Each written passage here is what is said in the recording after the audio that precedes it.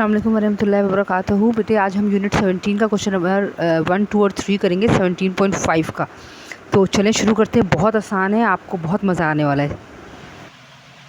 चलें बेटा, find the value of X and Y.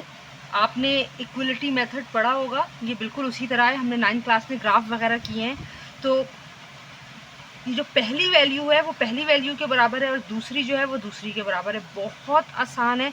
अगर आप इसको नॉर्मल देखेंगे तो इस तरह लिखें, x माइनस वाई और 10 बराबर है 11 और y माइनस 7 के। इक्वलिटी मेथड क्या होता है एक दफ़ा बता देती हूँ लिख के।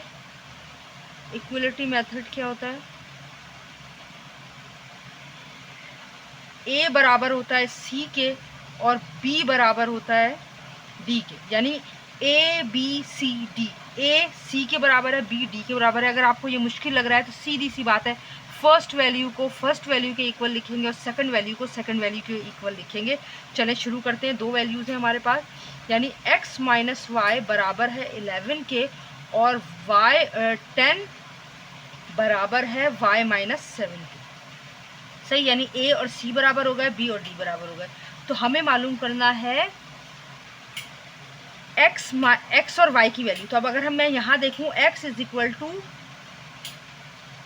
11 प्लस y, ठीक है।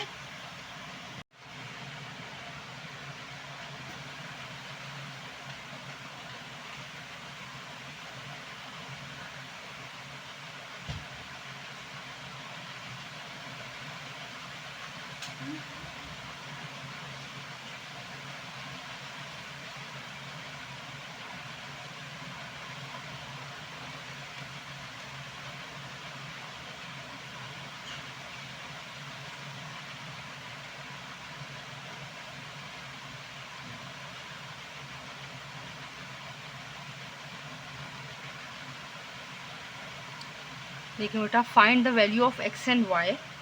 x minus Y comma 10 equal है 11 कॉमा y माइनस 7 के। हमने क्लास 9 में इक्वलिटी मेथड पढ़ा है।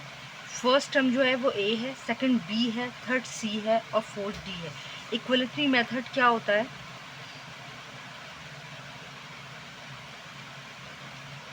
इक्वलिटी मेथड a बराबर होता है c के और b बराबर होता है d के। कैसे, यानी a कौन है, a b c d। अब a कौन है, x माइनस 5 बराबर है 11 के और b कौन है 10 जो बराबर है y माइनस 7 के, ठीक है। अगर आप बहुत इक्वलिटी मेथड वगैरह को अगर आप छोड़ भी दें तो बहुत आसान लफ्ज़ों में ये बात है कि फर्स्ट वैल्यू के बराबर और सेकंड वैल्यू के बराबर होगी। तो चलें इसको जल्दी से सॉल्व करते हैं। x minus 5 is equal to 11, हमें x और y की वैल्यू फाइंड करनी है। x is equal to obviously 11 plus 5, minus 5 इधर है, उधर जाके प्लस हो गया, तो x इज इक्वल टू 16 हो गया, ठीक है। और यहाँ देखें 10 is equal to y minus 7 है, तो 10 माइनस 7 इधर आ गया, प्लस 7 हो गया, और 10 और 7 17 और ये y, यानी x हो गया है 16 और y हो गया है 17। ये हमारी वैल्यू आ गई, ठीक है। कितना आसान है, ये हम कर चुके हैं। और पार्ट 2 देख लेते हैं, चलें जल्दी से। चलें बेटा, अब ये है पार्ट 2 है हमारा। इक्वलिटी मेथड में ये होगा, फर्स्ट वैल्यू के बराबर में सेकंड वैल्यू के इक्वल है दोनों, सही है। तो अगर हम ये करें, पहले मैं जल्दी से सवाल चेक करूं। 5x plus 8 okay, 5y minus 4 okay, 3x plus 10 और 2y प्लस 2। देखिए बेटा, जब अगर आप सवाल रीचेक कर लेंगे ना तो फिर आप आराम से पूरा सवाल सॉल्व कर सकते हैं। क्योंकि खुदा ना खास्ता समटाइम हम साइन करने में मिस्टेक कर देते हैं, वैल्यू लिखने में, तो ये हमारे लिए मुश्किल पैदा कर देता है। तो चलें शुरू करते हैं। इक्वलिटी मेथड सेम है, बस वैल्यू चेंज है। जैसे 5x प्लस 8 बराबर है 3x प्लस 10। हम पहले ये सॉल्व कर लेते हैं, फिर हम दूसरी कर लेंगे। 5x अपनी जगह पे है, मैं 3x को इधर ले आऊँ, माइनस 3x हो गया। 10 अपनी जगह पे है, प्लस 8 उधर गया, माइनस 8 हो गया। 5 में से 3x चले गए हैं, 2x बच गया, 10 में से 8 गए, 2 बच गए, x 2 इधर ही रह गया, 2 मल्टीप्लाई हो रहा है, इधर आके डिवाइड हो गया, x की वैल्यू आ गई 1, ठीक है। सेकंड वैल्यू देख लेते हैं। 5y माइनस 4 बराबर है 2y + 2 के। 5y अपनी जगह पे है, +2 इधर ले आइए, -2y हो गया, +2 अपनी जगह पर है, -4 उधर आ गया, +4 हो गया। 5 में से 2 गए, 3y बच गए, और यहाँ 4 और 2 होते हैं 6। y इधर ही रह गया, 6 इधर ही है, 3 मल्टीप्लाई हो रहा है, इधर आके डिवाइड हो गया, कैंसिल किया, y की वैल्यू आ गई 2। हमारे पास x 1 है, हमारे पास y 2 है। सही, हमारे 2 सवाल हो गए। लास्ट पार्ट है, चलें जल्दी से देख लें। चलें बेटा पार्ट 3 देखें। पार्ट 3 है 2x - 3y। ये यहाँ गलत हो गया, इधर कॉमा आएगा, ये वाइट से लगा दीजिएगा। चलें सॉल्यूशन करते हैं। 2x - 3y बराबर है 3 के। पहले ये सॉल्व कर लेते हैं। तो 2x = 3 -3y उधर गया, +3y हो गया, और x = 3 + 3y अपॉन 2 हो गया। देखिए अभी हमें x और y दोनों मालूम करने हैं, लेकिन अब यहाँ x की वैल्यू आई है 3 + 3y अपॉन 2, तो हम इसको इक्वेशन 1 दे देंगे क्योंकि अभी हमें नहीं पता। अब इक्वेशन सेकंड इक्वेशन देखें। 5x + y = 16 है। हम 5 अपनी जगह पे रहने देंगे, x की जगह मैं x की वैल्यू पुट कर रही हूँ 3 + 3y अपॉन 2 + y = 16। पहले इसको मल्टीप्लाई कर लें। 5 3 = 15 + 5 3 = 15y अपॉन 2 = +y = 16। मेरे बच्चों, मैंने आपको कहा देखिए हमारे पास 2 टर्म आ गई हैं, फ्रैक्शन में मौजूद है, बीच में प्लस और माइनस में से एक साइन मौजूद है। हमारे पास कोई हल नहीं है सिवाय इसके कि हम एलसीएम निकालें। तो एलसीएम क्या होगा, यहाँ कुछ नहीं है, 1 है। 2 और 1 का एलसीएम 2 होगा।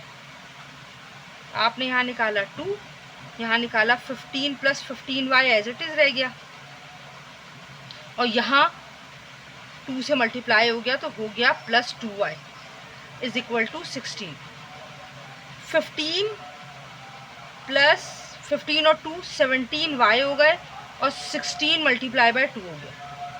तो ये 15 + 17y बराबर हो गया 32 के। 17y इधर ही रह गया, 32 अपनी जगह पर है, 15 उधर गया, -15 हो गया, और ये आ गया 17। y = 17/17, यानी y की वैल्यू आ गई है 1। सही है। अब जब y की वैल्यू 1 आ गई है तो हम लिखेंगे put the value of y in equation 1, क्योंकि अभी x भी मालूम करना है और x नहीं आया था। तो 1 कैसे, x = 3 + 3y upon 2। x = 3 + 3, 1 put किया है, 3 और प्लस 3 1 = 3 अपॉन 2, 6 अपॉन 2 = 3, 2 1 = 2, 2 3 = 6। x की वैल्यू आ गई है हमारे पास 3, और y की वैल्यू आ गई है हमारे पास 1। क्वेश्चन नंबर 1 मैंने आपको डिटेल में समझा दिया, उम्मीद है आपको समझ में आया होगा। जल्दी से क्वेश्चन नंबर 2 की तरफ चलते हैं।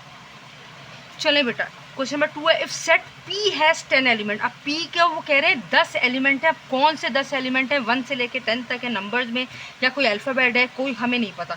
तो हम लिख देते हैं P के 10 एलिमेंट्स हैं, सही है, और Q के 15 एलिमेंट्स हैं।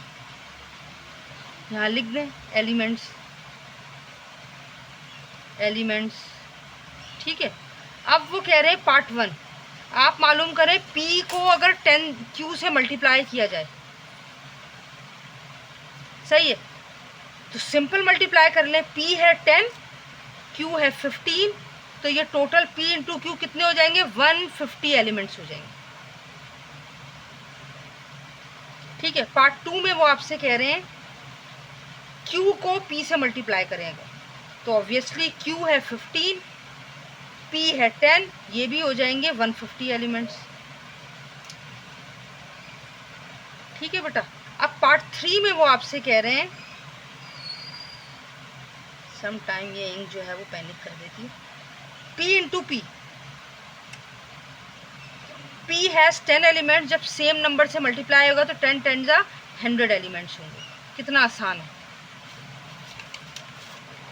ठीक है, ये क्वेश्चन नंबर 1 के साथ क्वेश्चन नंबर 2 हो गया है अल्हम्दुलिल्लाह। चलें जल्दी से क्वेश्चन नंबर 3 की तरफ चलते हैं। चलें मेरे बच्चों, if A has 2 element 1 2, B has 2 elements 2 and 3 and C has 3 elements 1 3 5। आपको फाइंड करना है ए मल्टीप्लाई बाय बी, यानी ए इंटू बी, पार्ट 2 में B into C, part 3 A into B union C, 4 B into A union C, 5 A intersection B को multiply करना है B intersection C से। जब आप सेट्स में मल्टीप्लाई करते हैं, नॉर्मल अगर हम मल्टीप्लाई करें 2 को 4 से तो 8 आंसर आएगा, लेकिन जब हम सेट्स में मल्टीप्लाई करते हैं तो हम इसे कहते हैं कार्टेशियन प्रोडक्ट, कार्टेशियन प्रोडक्ट। सही। और इसका मतलब क्या होता है कि एक सेट को दूसरे सेट से मल्टीप्लाई कराना और फिर उसको ऑर्डर पेयर में लिखना, कोई मल्टीप्लाई की साइन बीच में नहीं आएगी, बीच में कॉमा आएगा। ठीक है, कैसे अभी मैं आपको बताती हूँ। ए इंटू बी हम मालूम कर रहे हैं, मैंने यहाँ लिखा ए इंटू बी, ये मैं लिख दूँ आंसर। ए पहले, जो पहले है लाजमी वो पहले आएगा। ए है 1 2, बीच में लगाई मैंने मल्टीप्लाई साइन, और बी कौन है 2 3। मैं बहुत आसान लफ्ज़ों में आपको बताने जा रही हूँ, इसलिए इसको ध्यान से सुने, क्योंकि सेट है, आपने ये कर्ली ब्रैकेट तो बनाना ही है लाजमी। अब आप पहले ब्रैकेट से एक एक नंबर उठाती जाएं और अगले ब्रैकेट के सारे नंबरों से मल्टीप्लाई करें। जैसे ब्रैकेट बनाया राउंड ब्रैकेट, पहले 1 और 2, ये ऑर्डर पेयर बना, बीच में कॉमा लगा दिया, फिर 1 और 3, अब ये दोनों से हो गया मल्टीप्लाई। अब 2 को लेंगे पहले 2 से, फिर 2 को लेंगे 3 से, और ये कर्ली ब्रैकेट बंद कर दिया, और हर ब्रैकेट का आपको सेपरेट शो करने के लिए एक कॉमा लगाएंगे, अंदर भी कॉमा लगेगा, बाहर भी कॉमा लगेगा। ये आपका आंसर हो गया ए इंटू बी। अब वो कह रहे हैं बी इंटू सी, मैंने यहाँ लिखा B into C. What B is 2 3, क्योंकि बी पहले, इंटू वॉट सी इज 1 3 5। तो बिल्कुल वही तरीका है, b इंटू सी हम कैसे मालूम करेंगे। ये मैंने कर्ली ब्रैकेट बनाया, पहले 2 1 से होगा, फिर 2 2 से होगा, 3 से होगा सॉरी, फिर 2 5 से होगा। ये मैंने कॉमा लगा दिया। अब मेरी जगह ख़त्म हो गई है तो मैं नेक्स्ट लाइन पे आ जाऊंगी, कोई मसला नहीं है। 3 1 से होगा, 3 3 से होगा, और 3 5 से होगा, और ये मैंने कर्ली ब्रैकेट बंद कर दिया। ये हमारा b इंटू सी हो गया। Now moving to part 3। Now अब पार्ट 3 में वो हमसे कह रहे हैं ए को मल्टीप्लाई करें b यूनियन सी से। ऑब्वियसली हमें ब्रैकेट पहले सॉल्व करना पड़ेगा, मैंने आधा काम किया हुआ है। क्यों? क्योंकि 17.1 2 3 4 से हम मुसलसल, और पिछले 8 क्लास में, 7 क्लास में, 6 क्लास में हम यही पढ़ते हुए आए हैं, यूनियन और इंटरसेक्शन कैसे फाइंड करते हैं। b यूनियन सी, पहले b के एलिमेंट, यूनियन साइन c के एलिमेंट, इनको यूनाइट किया, 1 2 3 5 आंसर है। Now finally a multiply by b union C, a is 1 2, multiply sign b union C हमने अभी फाइंड किया 1 2 3 5। तो हमें कुछ परेशानी की बात नहीं है, हम पहले 1 को 1 से, 1 को 2 से, 1 को 3 से, 1 को 5 से, एक एलिमेंट उठेगा, अगले पूरे पूरे सेट से एक एक करके मल्टीप्लाई होगा। सही। और ये कॉमा हमने सेपरेट करने के लिए लगा दिया। उसके बाद 2 1 से, 2 2 से, 2 3 से, 2 5 से, और ये मैंने कर्ली ब्रैकेट बंद कर दिया, और ये सेपरेट करने के लिए कॉमा लगा दिया। ठीक है, यहाँ से शुरू हुआ, या कर्ली ब्रैकेट लाजमी लगेगा। अब b into A union C, obviously A union C मालूम किया है, जो है 1 2 3 5, b से मल्टीप्लाई किया, b है 2 3। तो सिंपल हमें क्या करना है, कुछ भी नहीं करना है, पहले 2 1 2 2 2 3 एंड 2 5। ठीक है बेटा, ये मैंने कॉमा लगा दिया, लाइन मेरी ख़त्म हो गई है, कोई बात नहीं, मैं नेक्स्ट लाइन में आ जाऊंगी। 3 1 3 2 3 3 3 5, और ये मैंने कर्ली ब्रैकेट लगा दिया। सही है, हमारा ये नॉर्मल तरीके से हो गया। लास्ट पार्ट है, चलें देखते हैं कैसे होगा। चलें बेटा, बहुत आसान है। ए इंटरसेक्शन बी को मल्टीप्लाई करना है बी इंटरसेक्शन सी से। पहले हमने ए इंटरसेक्शन बी मालूम किया, आपको पता है इंटरसेक्शन में सेम वैल्यू लिखते हैं, दोनों में 2 कॉमन था, 2 लिख दिया। बी इंटरसेक्शन मालूम किया, दोनों में 3 कॉमन था, 3 लिख दिया। अब फाइनली ए इंटरसेक्शन बी को बी इंटरसेक्शन सी से मल्टीप्लाई करना है, 2 को मल्टीप्लाई करना है 3 से। 2 भी एक ही तना है और 3 भी एक ही तना है, तो हमारे पास एक ही सेट बनेगा जो होगा 2 और 3, और ये हमारा आंसर हो गया। अल्हम्दुलिल्लाह हमारे पूरे क्वेश्चन नंबर 1, क्वेश्चन नंबर 2 और क्वेश्चन नंबर 3 के तमाम पार्ट अभी मुकम्मल हो गए हैं। क्वेश्चन नंबर 4 और उससे आगे के सवालों के साथ नेक्स्ट वीडियो में हाजिर होंगी। अपनी दुआ में मुझे ज़रूर याद रखिएगा। मेरे चैनल की तरक्की के लिए प्लीज़ एक दफ़ा अल्लाह ताला से दिल से दुआ कर दें, आपकी मेहरबानी होगी। और अल्लाह आप सबका, हम सबका हामी व नासिर। इंशाल्लाह नेक्स्ट वीडियो में मिलेंगे। चैनल को शेयर करना ना भूलिएगा। Thank you so much. अल्लाह हाफ़िज़।